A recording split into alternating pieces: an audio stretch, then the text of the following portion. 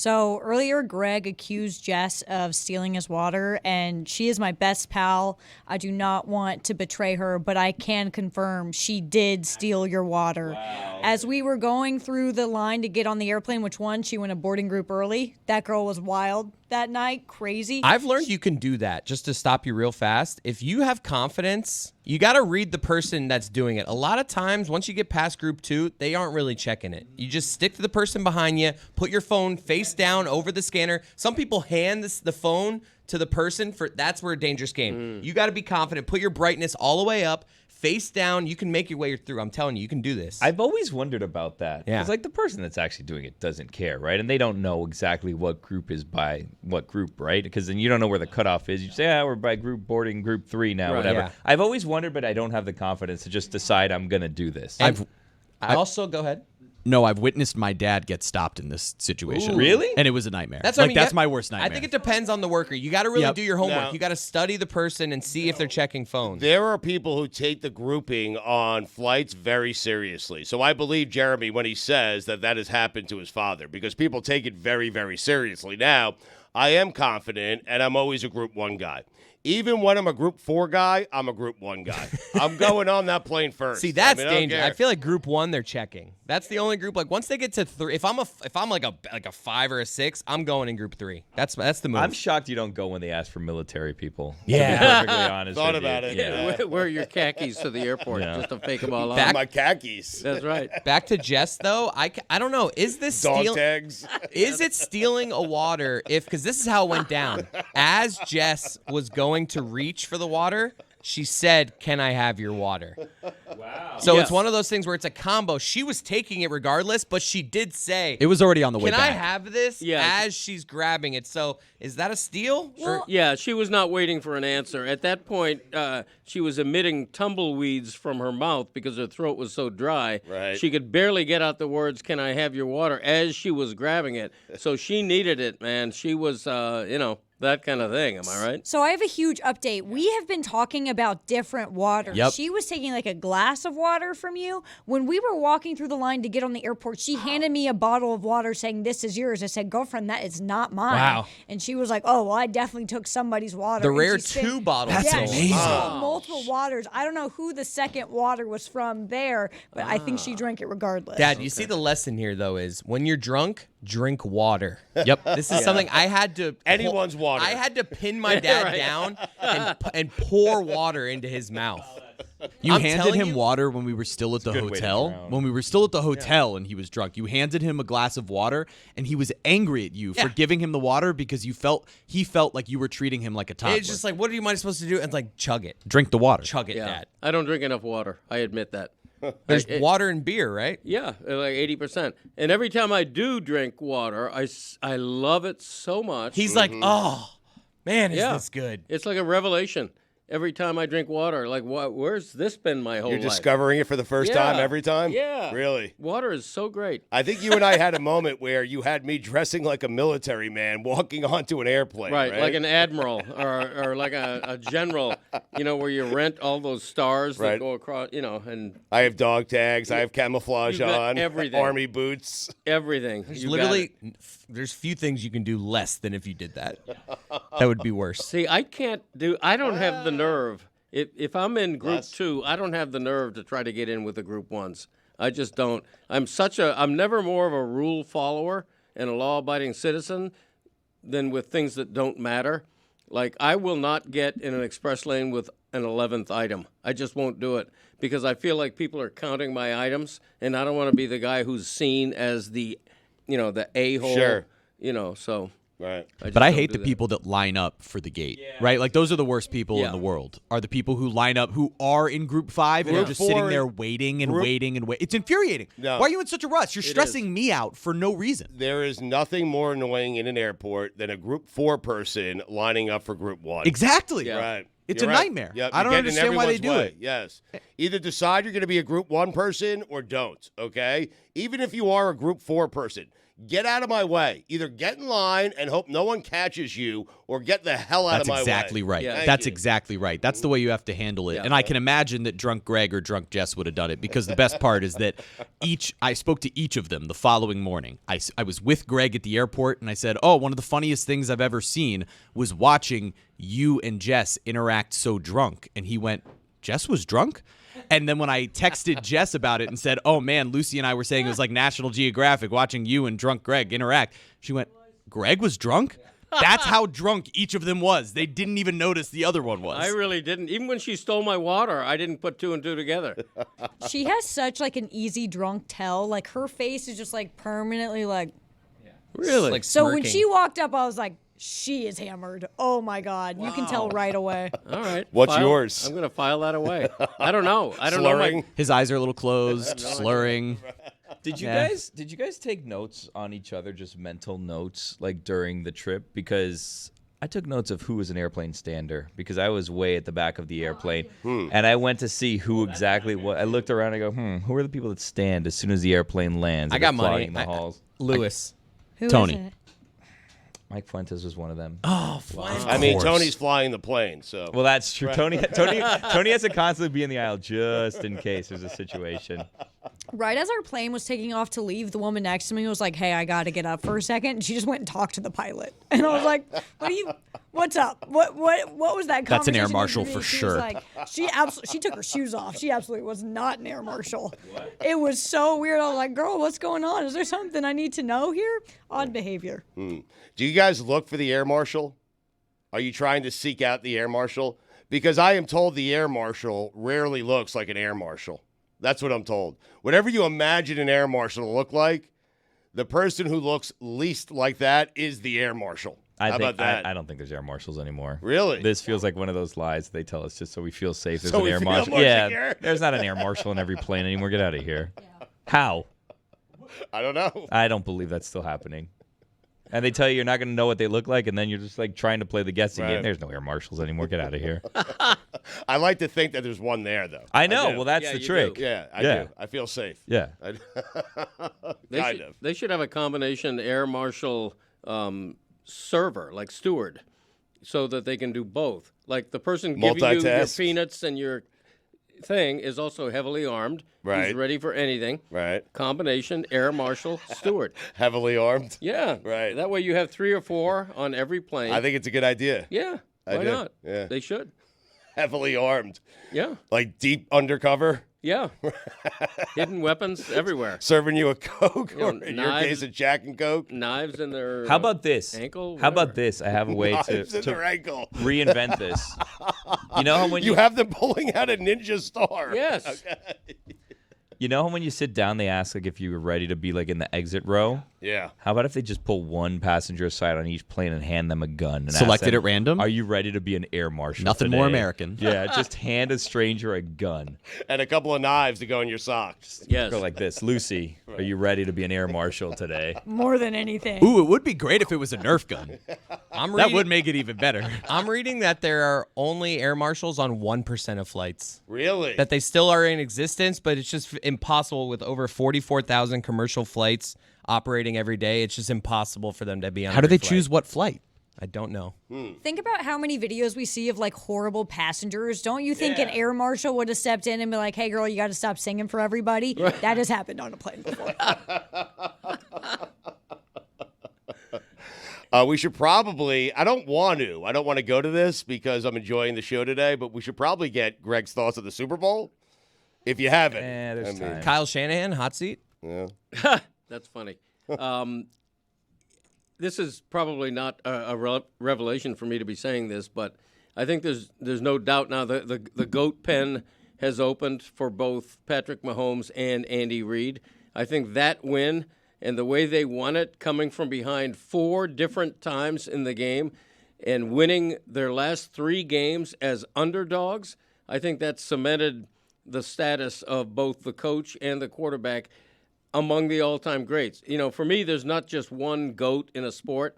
It's a GOAT corral. Right. You know, and A pen. Yeah, a pen. Yes. And Mahomes, I feel, and Andy Reid both entered the pen of GOATs. I think they both now can say, we are elite. We are as good as they ever have been. And especially Mahomes, 28 years old, right, to have done what he does. But not the head goat. They're just in the pen. They're in the pen. Right. Yeah, they're in the pen. I've heard a lot of people making the Mahomes comparison of like he's entering that. I haven't heard a lot of people putting Andy Reid up there with Belichick in that pen. I think people are saying in this era he's the best going currently. But you're one of the few people I've heard of like, no. He's in the conversation now with the all-time greats. Well, he has 3 Super Bowls. He's been to a bunch more. The problem is he never won with the Eagles, and he hasn't won without Patrick Mahomes. That's a problem for him. It's kind of like Belichick. I mean, Belichick, many people consider him to be the greatest quarterback of all. It doesn't sound like Belichick has a real problem in that Well, debate. it's almost in reverse, he right? does get criticized because Brady left and made it look so easy in Tampa Bay. But now, right? Because that's the part that's interesting is Andy Reid got to Super Bowls and didn't win them with the Eagles. But that's more success than Bill Belichick had at his other stops in the NFL. That's fair. And then Belichick was given the credit for creating Tom Brady for so long.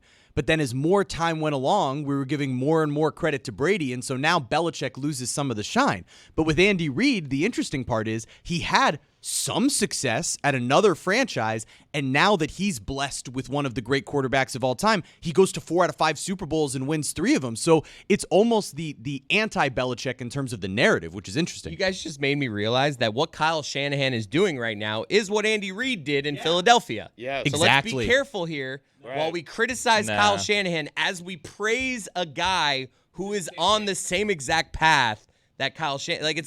It's almost impossible for us to anoint Andy Reid if we're going to criticize Kyle Shanahan. Well, why? Because Kyle Shanahan is currently doing what Andy Reid did in Philly. And Andy Reid had McNabb. Andy Reid knew the rules. That is an odd thing that people. I feel like people are misinterpreting. I'm not going to let him slide on this. Kyle Shanahan, genius coach. Rules. No, Chris, he had Juszczyk's the Chris. only guy I've heard that was like I was a little confused. They were all confused. 28-3 offensive coordinator. Okay, he had that lead. He blew it. He had a 10-point lead against the Kansas City Chiefs the first time they played him in the Super Bowl in the fourth quarter. He blew it. And then the head coach apparently did not know the rules, or he did not communicate those rules correctly to his team. That is a terrible job by Kyle Shanahan. He should be criticized today. Mike McCarthy has had a better career than Kyle Shanahan. Mike bleepin' McCarthy. Stugotz, I'd like some guidance from you as an editor, program director on how to produce the best show. I've got for you some juicy industry talk because things are elevated. McAfee and Simmons are going at it. Shannon Sharp and Mike Epps are going at it. And everyone's seen what McAfee has done, Stugotz. The business of it is fascinating, right? Shannon Sharp has just gotten into the game, bang, because he saw what McAfee did and he's willing to work his ass off. Shaq is now sprucing up his podcast because he's like, oh, wait a minute, I fell behind there for a second. And all these people with power can become the Kelseys. If you've got an entertaining brand and a lot of fame and a following, we're all our own brands now. And the industry stuff that's going on has it so that Nick Wright has zigged and zagged so much with the controversial takes of LeBron's the greatest, Mahomes is the greatest, that he's at the top of the game. He's the face of FS1. He's going to get all the money from there because Bayless is throwing out there today, 2 days late. He's throwing out there, what if Kelsey were black? Wrong game, Bayless. I was playing it 15 years ago. Keep up. We didn't even bother with that yesterday. A.J. Brown tried to drag us into it. Tyreek Hill tried to drag us into it. We didn't even do that. Do you want to talk industry? Or I've got some bonus football thoughts that I think all of you are going to find interesting. Wow. This is a tough choice, but since you're asking, I would say bonus football thoughts first, and then we get to the industry. All right. So let me ask you this question. Because it's rare that you have bonus football thoughts. Really. Okay. All right. So let's see You're always talking about the industry. You're never talking about football. All right. Let's see if this is valuable to you. This question I'm going to pose to you. Can you ever have a historic, one of the best ever defenses if your quarterback is Mahomes? Because what the Chiefs just did, they ransacked the number 1 offense, the number 2 offense, the number 4 offense, and the number 6 offense. No one's ever done that. The Ravens of Ray Lewis did not do that. They wrecked Rich Gannon, they broke his arm, and then they beat a 14 or a 15 offensive team. A defense has never done what the Chiefs just did in this postseason, holding those 4 offenses to nothing in the second half. So I ask you, if their quarterback had been Dilfer, would we be talking about them as the best defense we've ever seen? Well, those teams, Trent Dilfer, the Ravens, they get best defense, that's ever played. The Bears with Jim McMahon, because they didn't have a great quarterback. So it's actually a great question. I'm trying to think of the team that had the great quarterback and the great defense. Jim McMahon for the '85 Bears was not a great quarterback. He was. I That's don't what know. I'm saying, I don't yes. know if you can have a historically great defense if your quarterback's too good. Kyle Shanahan, the way he decided to not to take the ball first, he made it so if he would have done it the way everyone said he should have done it, given the Chiefs the ball first, then the defense for the Chiefs could have ended the game. I feel like our narrative is more with Mahomes now because he was put in that spot where he needed to go down, get the touchdown. So we forget, to your point, Dan, that this is a defensive-led team. The defense was the best unit on that team, and we forget it because I'm Mahomes, not saying defensive-led. What I'm saying is was, though. history will forget how great this defense is because we're making it right now and we're talking about Mahomes. The story was Mahomes and Andy Reid. It's because that overtime situation And put Kelsey. Mahomes in the spot where he had to do the thing. And Kelsey, you want to show me something mutating fame into what Kelsey has mutated it to? Don't make it with a tight end. Make it with a defense. Good luck. Make the defense that famous. The interesting part would be if you look at the 2007 Patriots, who went undefeated, they only gave up more than 20 points 5 times that season. But they had Tom Brady and Randy Moss, and so they're known for their offense. But some of those Patriots teams, led by Belichick as a coordinator, in some ways were led by how dominant their defense was, especially at the beginning of the Brady era. You have to have a Ray Lewis. But it's not just that, because Ray Lewis went through, I'm reminding you what those games were. The Giants were a mediocre offense. Tennessee was a mediocre offense. Denver had a decent offense, and Oakland had the MVP, but Baltimore immediately injured the MVP of the league, Rich Gannon. And so what the Chiefs... Denver had Peyton. Yes. Right. Yeah. But a bad Peyton. No, is that the same time period? Denver had a good offense that year. But the reason I'm bringing it up is only because what you just saw, because the point totals in that, it was 3, 10, 3, and 7 Right. that those Ravens allowed. But the Chiefs just did less than that. They weren't quite that good, but against the 4 of the 6 best offenses in the sport. The other thing I wanted to ask you, did the Chiefs lose a game after their temper tantrum meltdown? They complained about the officiating. That Mahomes embarrassed himself. Was it the game against the Bills that seems like a long time ago, but they were getting crushed in the media for melting down in an embarrassing fashion because they were complaining about the officiating, and Kelsey had the flip back to Kadarius Toney, and they melted down, and they were an embarrassment. A champion never behaves that way during a regular season, correct? Yes. Did they lose after that? They lost to the Raiders 2 weeks later. Right. How do you survive what that team was, losing at home 2 weeks later? And that game, I believe, what was the score of that game? The Raiders 20-14. All right, because the other stat on Mahomes I wanted to give you was he's played 96 games, okay? And 3 of them, only 3 of them, has he finished the game down more than 1 score.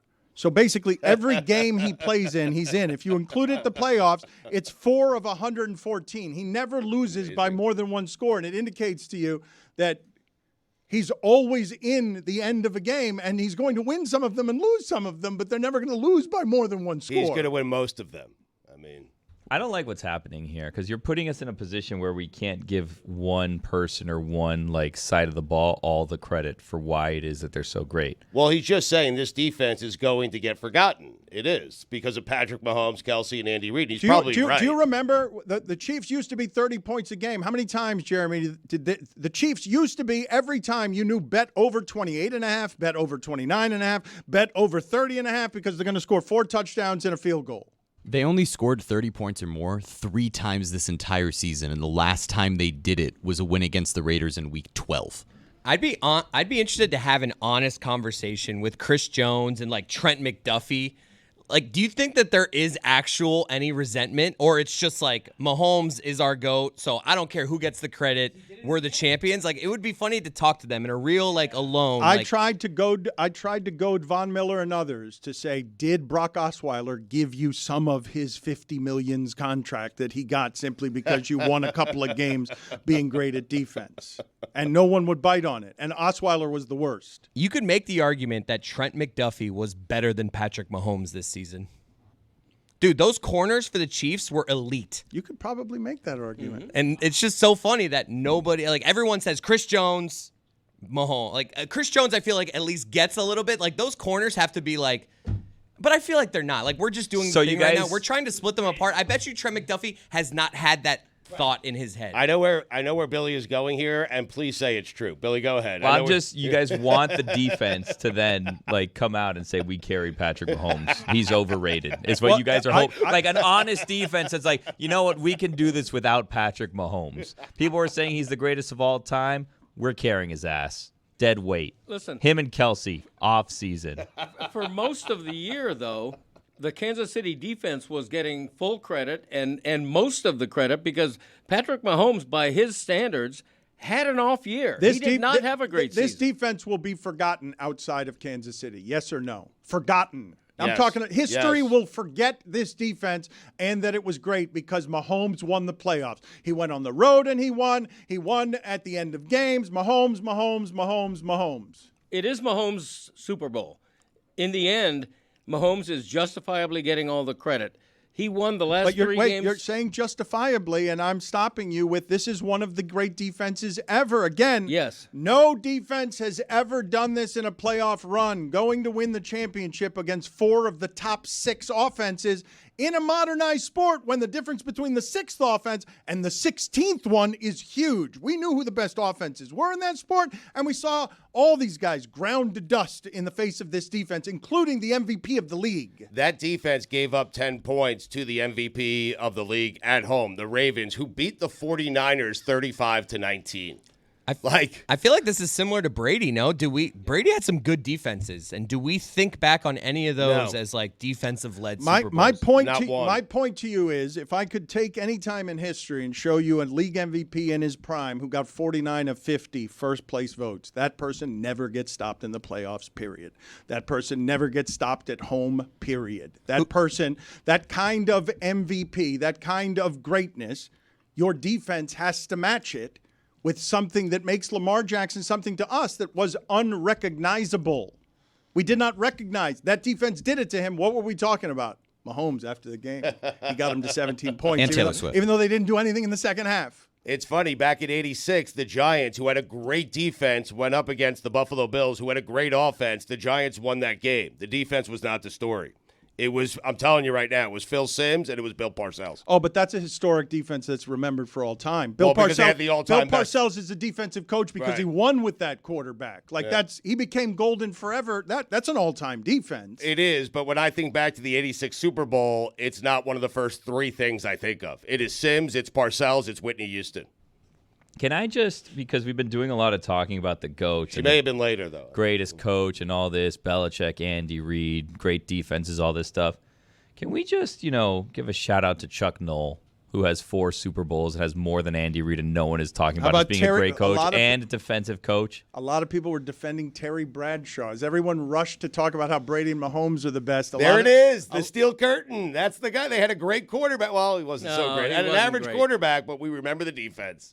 But you also remember the quarterback. Terry Bradshaw I won do. 5 championships Listen. and wasn't that good. 4, I think. We always talk about Joe Namath being the most overrated quarterback in the Hall of Fame. If you look at Terry Bradshaw's career statistics, No, not don't the do rings, this. Don't do the this. career statistics, They're terrible. not real good. Don't do this. Not really good. I'm going to do it. Well, the Steelers won all the championships then because there was no free agency and they kept all their players. That's right. The game changed after that. It's a ridiculous glitch in the system. They didn't lose any of their players who had no real freedom.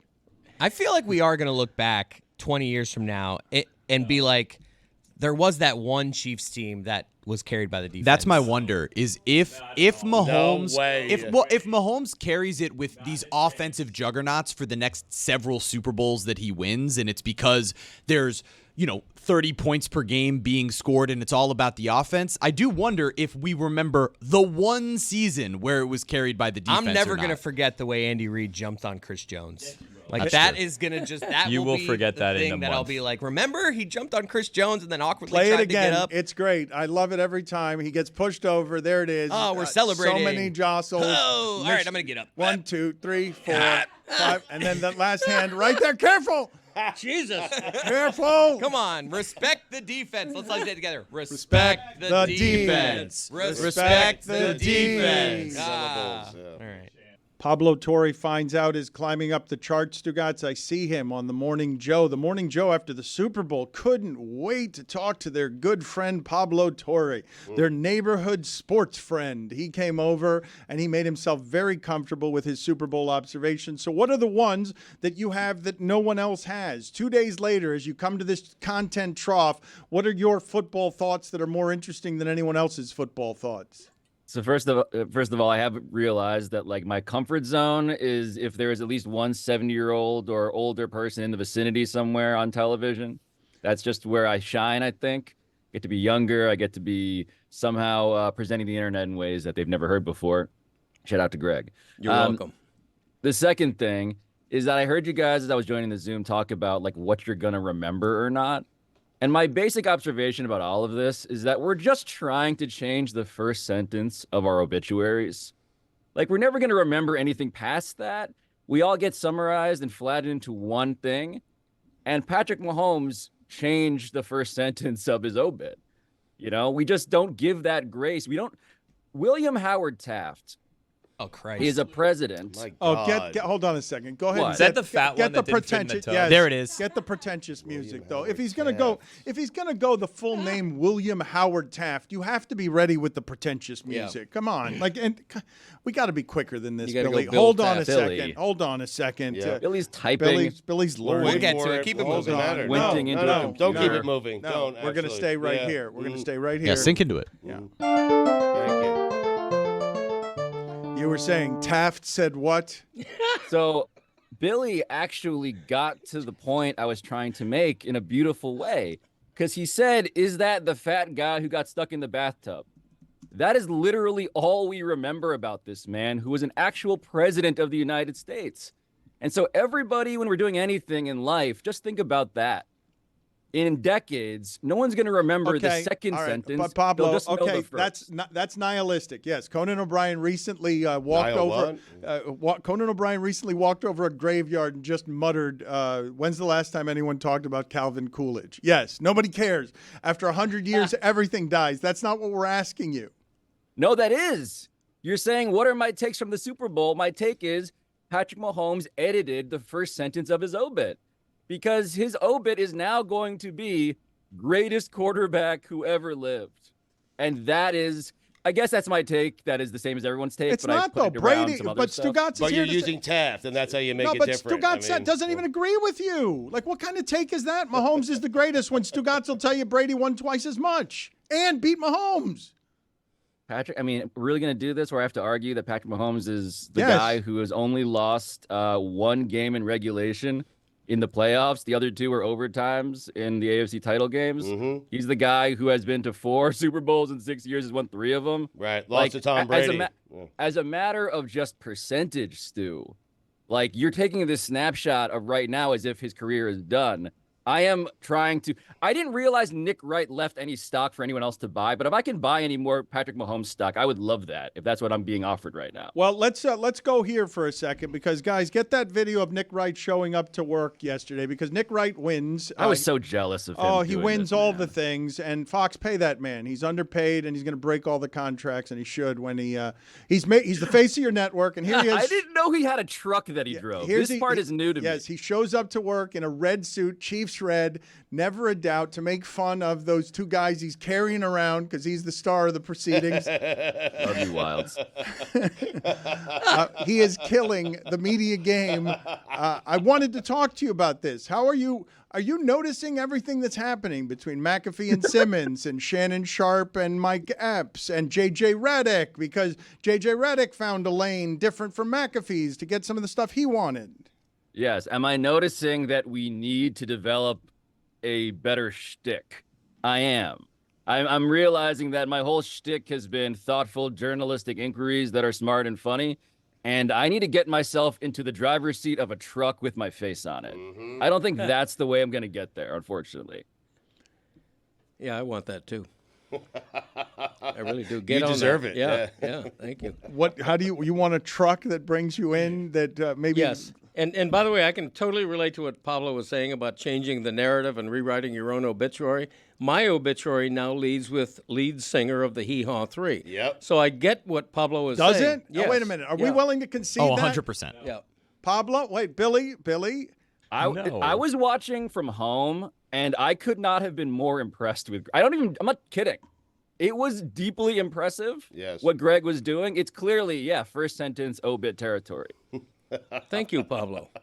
I think he means it. You believe you've erased a 50-year journalism career with a week of drunken song? Yeah, I wouldn't say erased. I would say sort of demoted or Second set sentence. aside. What about Set Fins aside. at Second 50? sentence, right. Fins at 50? Fins at 50 is The word- right below my owning 2% of a racehorse. The word that got edited into Greg's first sentence of his obit, Dan, was crooner. That word needs to be there. It could be Thank other you. stuff too, but the word crooner now officially has to be in the first sentence. Crooning of it. Greg Cody's Yeah. obit. I like the way Pablo thinks. This guy is so. Pablo finds out my favorite podcast. Now I know why. This guy. Is telling it your you, second favorite? Is second favorite other than the Greg Behind Cody you, show. right. What was Chris, the last episode Chris, about? how many has he heard? Chris, how many has he heard? Has he listened? Does he know how to download Pablo Torre finds out? I Yes totally or no? do. I would take the under. No, I click on Spotify. Yep, I boom. search. What's your favorite Tell episode? Tell us one episode that you like. Or the There's last been so one. many good Yeah, the ones. last one. It's I'm not hard. going to take a quiz. There it is. Yeah, exactly Okay, right. seriously, I'm not going to take a quiz.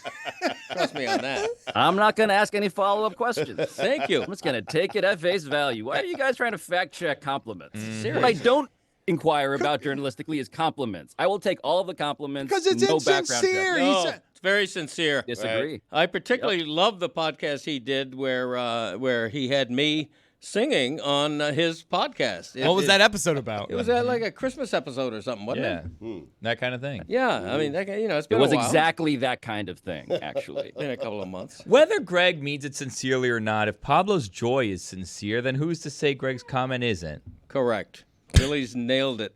Now I feel sad. Billy coming to my assistance there did make me feel a little bit sad. Pablo's right. Can you tell me as quickly as you can your most fascinating thoughts on Joel Embiid? Because I thought we were headed toward this being the story of his lifetime. It's an amazing achievement that he happens to be physically like 5 players ever. They just all happen to play against him. Yes, he was having, I just want this to be recorded for posterity. When the rubble is dug out, they find this tape that verifies that Joel Embiid was having the greatest season in NBA history until the thing that happened to him, that always happens to him, happened to him. And the first sentence of the obit lends this thing that I'm trying to now brand as, I guess, my way of talking about sports. Joel's is heartbreaking. He is everything that Victor Wembanyama is supposed to become. Guy who's gained weight, who can shoot threes, who can play defense, who can shift the game whenever he steps on the floor. All of that was true as of this season, as of this regular season. But because the human body is, in his case, a deeply frail and deeply unreliable meat sack that betrays him whenever good things happen, the first sentence of his obit is going to be that this man, whose entire career was supposed to save the city of Philadelphia, became a metaphor for why that city cannot have nice things. And that to me sucks, man. I just want him to be on the floor, just doing cool things. And he's become a metaphor for the process in ways that are legitimately painful to me. We have not talked yet about Wembanyama last night anywhere on the show. Make what you will of these numbers because 10 blocks. He's now doing the triple-double with blocks. He's not playing that many minutes. He's 10 of 14 from the field. And you make what of him distorting basketball that way? It's just hard not to see him through the lens of injury. right? The Embiid thing has made me like a wounded rescue animal where I don't trust this stuff because these people don't make sense, Dan. There's something to the idea of like the aliens are among us and they're dominating the game and everything's different now and eat it, Bob Cousy. Somewhere, Bob Cousy is thinking to himself, that's why they don't make people that big. And so I hope we get more of this. It's ridiculous. I hope he gets to be as good one day as Joel Embiid has been before he got hurt. But every second of these people's careers turns out to be a fleeting gift, a gift that we should appreciate because it's miraculous that they're even doing it right now. If I may here, Pablo, when you say a precious gift and when Nick Wright dominates the game by having the controversial stands of I'm pro LeBron James and I am it's an incredible scam. Pro Patrick Mahomes. It is, isn't it? Right? But the thing that I would say to you, here's the best part of the scam to me, Pablo. I think we all watched the Super Bowl yesterday. I don't know how many people take inventory of this. Sunday, excuse me. Vegas. Thank you, Stugotz. Yes, Vegas. That the San Francisco 49ers have gone longer without winning a Super Bowl than the Dallas Cowboys. That the Miami Dolphins go an entire quarter century without being able to win a playoff game. That it's not just that Mahomes wins, it's that the way that we talk about sports these days forgets how hard it is to win. Like well, not for Patrick, though. But the 49ers haven't won a title since 95. The Cowboys have won more recently, and we've been laughing at them for 25 years. Like, do you get how hard it is to do what Mahomes has just done? No, the distortion of Patrick Mahomes is that he has turned the most random game into one that we can take now for granted, seemingly. That's the best comparison to Brady, right? Is that look, my take on football fundamentally is that the ball is oblong. What does this mean? It means that it's meant to bounce in unpredictable ways that you cannot possibly control. It's meant to break your heart if you're a Dolphins fan or certainly a Cowboys fan. And Patrick Mahomes has been so good that he is distorting this. He's distorting the complexity of football by making it feel very simple. And that, again, first paragraph, first sentence of the obit sort of thing that he's doing is he made football look easy. Football, the hardest, most random sport, he made predictable. And it makes all of us, honestly, it makes us just look stupid for letting Nick Wright somehow trumpet this as if he is a prophet as opposed to the one guy who got there first to say, he's just one of those Tom Brady characters once in a generation. Pablo, thank you for being on with us. I do want Look at that throne. I know. God. It is Golden. amazing. His hair, by the way, he's getting away with the things that Nick Wright is getting away with because of LeBron James and Patrick Mahomes. It's a staggering list, and his hair is foremost among it. Thrift store Jesus. He is, look at him. He is a wizard who has hit hard times. And he's crushing. He is crushing the media Doesn't game. look like hard times.